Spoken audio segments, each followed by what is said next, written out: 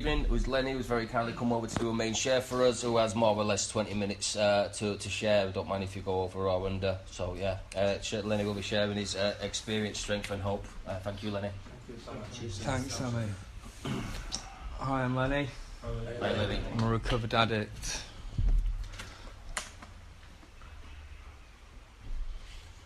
You know, I was just thinking about what to talk about on my way over here. I thought I was actually going to be late.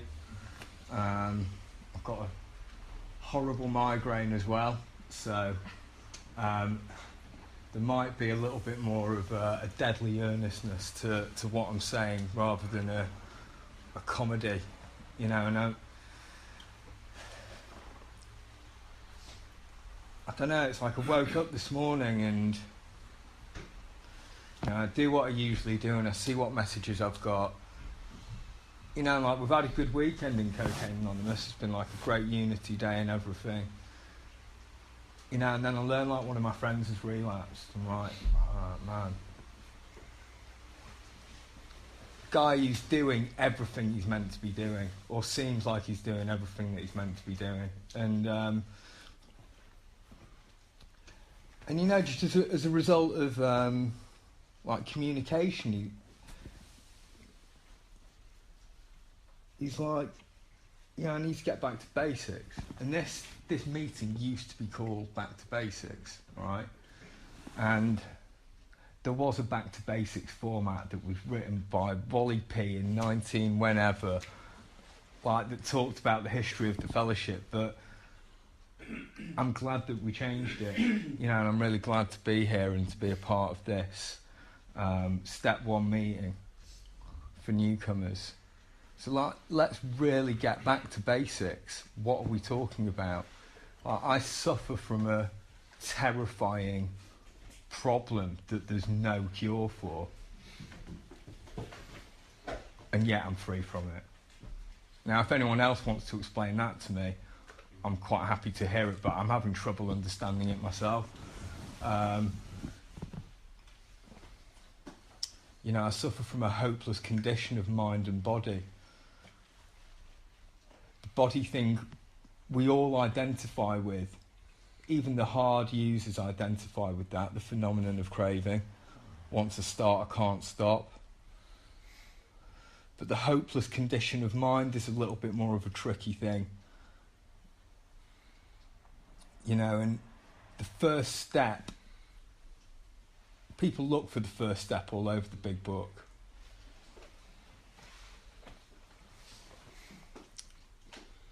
I'm of the opinion that conceding to your innermost self that you are a real alcoholic is the first step in that. Now, like Claire read that part of There Is a Solution.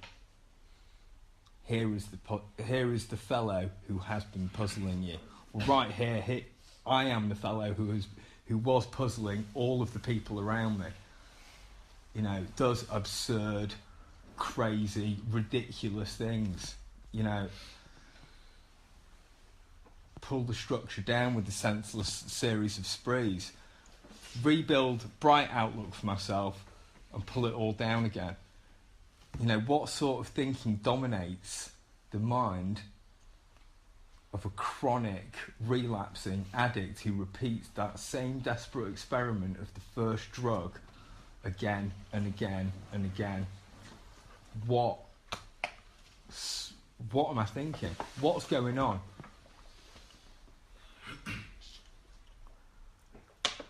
And we can do all sorts of exercises in recovery, but really, I'm kind of really grateful that having been around meetings for quite a while, like when I first found a meeting, it was probably about 15 years ago, and I wasn't one of these guys who was like, coming to meetings loads. I was like researching meetings and then going back out there for a couple of years. And I heard a lot of confusing stuff. And this is way before I found, my circumstances dictated that it was a good idea or my only option to actually go into rehab for the first time. This is way before all that. And I was just kind of quite confused by what a lot of people said about addiction and what a lot of people said about and what I felt that recovery was about from going to those meetings. And also from the very first time I kind of landed in rehab. That doesn't make me an addict, by the way. There's loads of people in rehab that aren't real addicts. I'll go more into that afterwards. But, I'd meet people and be like, yeah, this is my 15th prison sentence. I've just come out and, I was like, have you ever been to rehab before? Yeah, this is my 14th rehab. They're like, oh my God, I am doomed. If I suffer from what he suffers from, evidently, this recovery thing just doesn't work. And it took me a really long time. And, I went to a meeting of Cocaine Anonymous, the first rehab I was in. Maybe I didn't hear what I heard later on when a guy who was really working from the book carried a message of depth and weight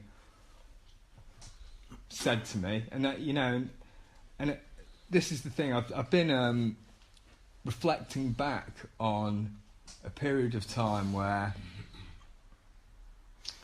what one of my friends came to speak recently, and I remember being sat in the back of his car outside a Cocaine Anonymous convention in Birmingham 3 years ago.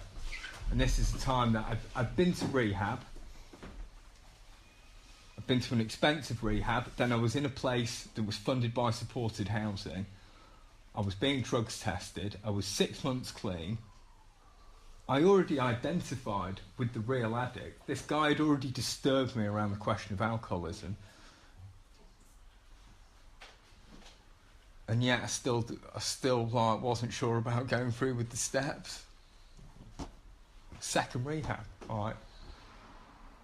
Why would I be so adamant as to not do it? Yeah, no, I'm going to move back to Manchester. I'm going to get a job. And there's that girl that I met before I went to rehab. I'm like, I'm going to see what she's up to. And all of these things that I think are going to be part of my recovery and rebuild my life. And yeah, maybe I'll get to a meeting.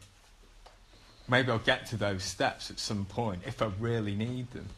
And I remember being sat in the back of this guy's car with, and at that point he was about 4 years sober, and his friend who carried the message to me was about 2 years sober, and what I was hearing from these guys was something completely different because they were sticking exactly to the book.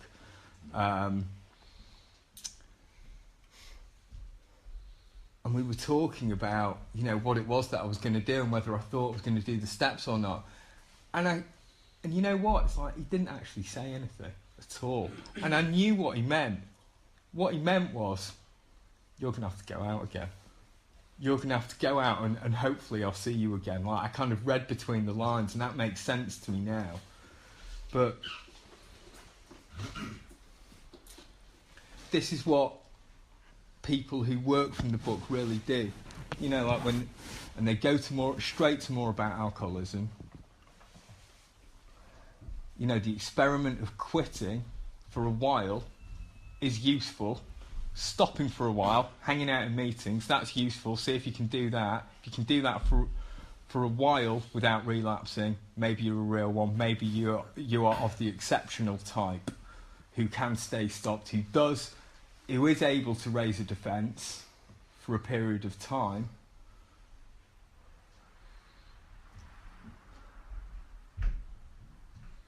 But when someone carries a message of Cocaine Anonymous,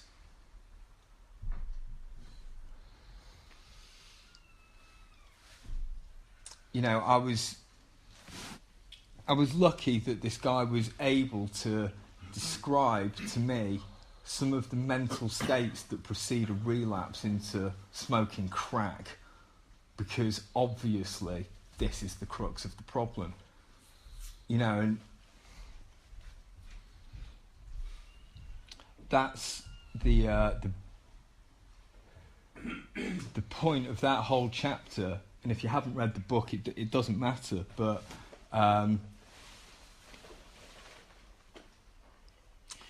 part of these mental states, I'm gonna go into it briefly before I describe one of my mental states preceding a relapse into smoking crack, because the fact is, for me, for reasons yet obscure, I don't know the reasons, I can't answer the riddle why I'm an addict. I've lost the power of choice in drugs.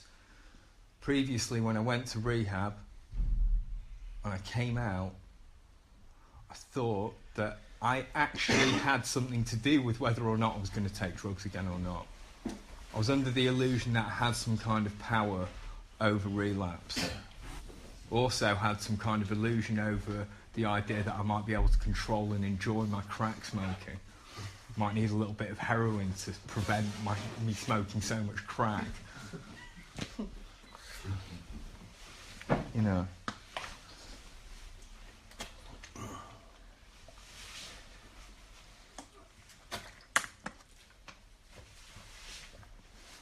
So, in that sense,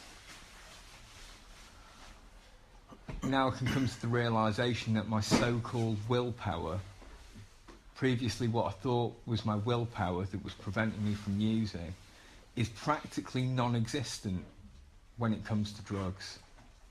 I'm unable, sometimes, not all the time, because sometimes I can raise a defence, but at certain times I'm unable to bring into my mind with enough force the memory of the suffering and humiliation of what happens and the consequences when I go on a spree. Because when I start, I can't stop. I might be able to stop a couple of times, and that'll lead again to another illusion, and then I'll be off and running again. So that's just going to reinforce my spree. And so I think kind of the difficult thing about all this is that I didn't actually do anything to create that change in me that was able to be willing enough to just go ahead with the process of the steps and have faith in that. I remember I used to look, I can remember it now, I used to look at the wall in meetings where they had 12 steps. I was there like,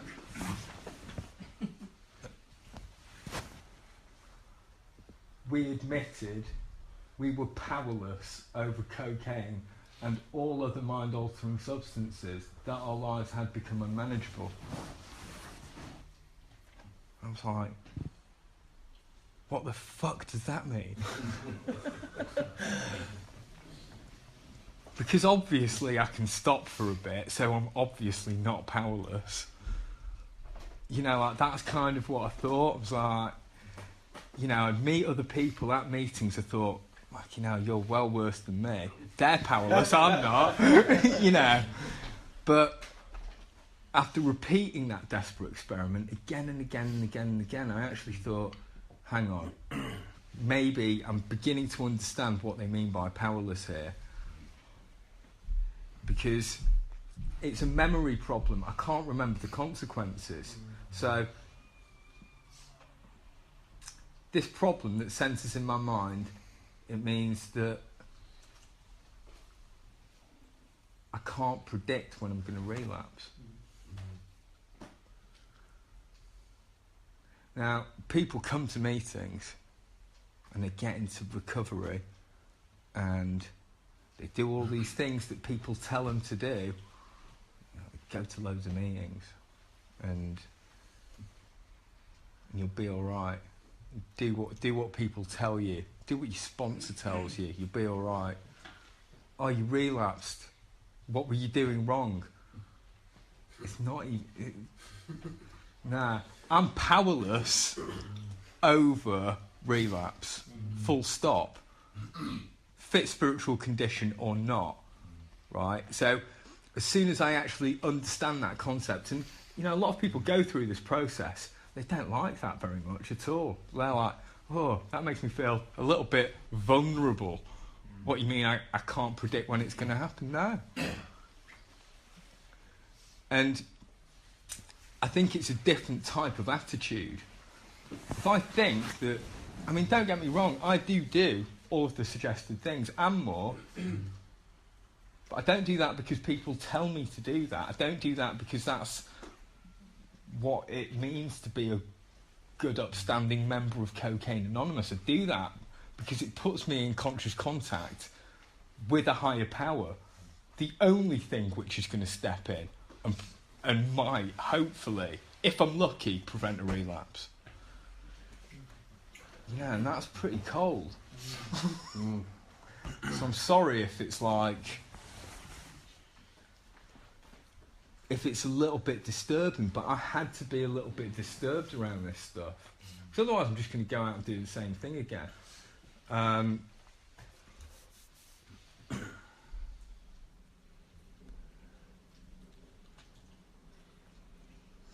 So yeah, I am going to describe a mental state preceding a relapse into taking drugs, because, you know, if you are a real addict and not what society tells you, might tell you that you're a real addict because you might be physically addicted to a substance or not. That's not what it means. The real hopeless addict is the person who repeats this desperate experiment again and again and again. The person who, if given sufficient reason, can't stop or moderate. The guy who, if when they honestly want to quit entirely, they find they cannot.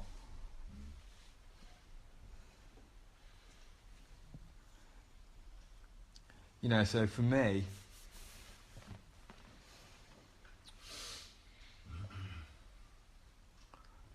it's just a matter of picking one, because there are so many relapses into drinking. I mean, you know, fresh out of rehab, 6 months clean, I've moved back to my hometown. Everything's going fine, not a cloud on the horizon at all. I go and meet my mum for a pizza. Yeah. My mum orders a lager, I order a lemonade. Suddenly the thought crosses my mind that it's going to be a good idea for me to make a shandy with my mum's lager and my lemonade. Bear in mind, my mum forked out a load of money for me to go to rehab.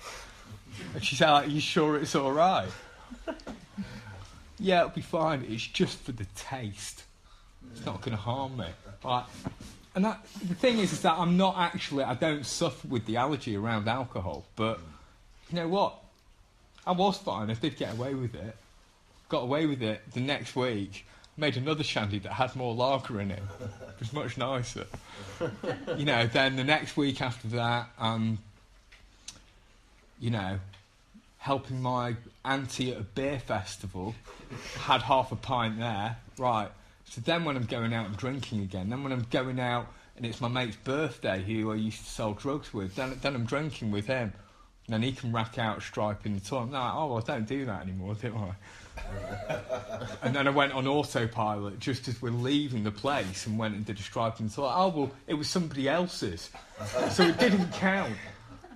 And then when I'm working some music event and I let someone through the back door and the guy who was meant to let him through the back door isn't there, and he's like, "Here's 2-3 grams of coke." And they're like, "Yeah, that's worth some money, that. I'm going to put that in my pocket and give that to someone." No, I'm not. I'm going to wash it up and smoke it as soon as I get home. Right.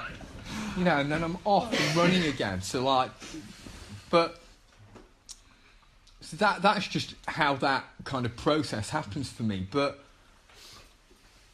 the mental state preceding the shandy is that I can't remember how broken and defeated I was 9 months previously, when I was like, you know, needed my parents to pay like bills on my flat, and like, you know, I didn't have any options left. I was like, well, rehab, bollocks, you know.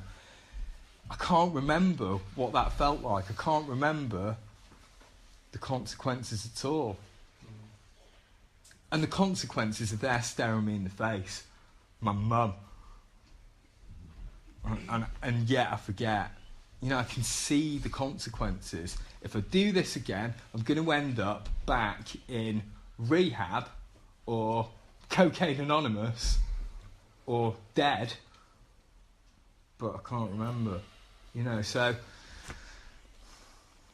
this is the problem that I've got, is that the description of the alcoholic mentality as laid out in that book, that's what I suffer from. That's what I continue to suffer from.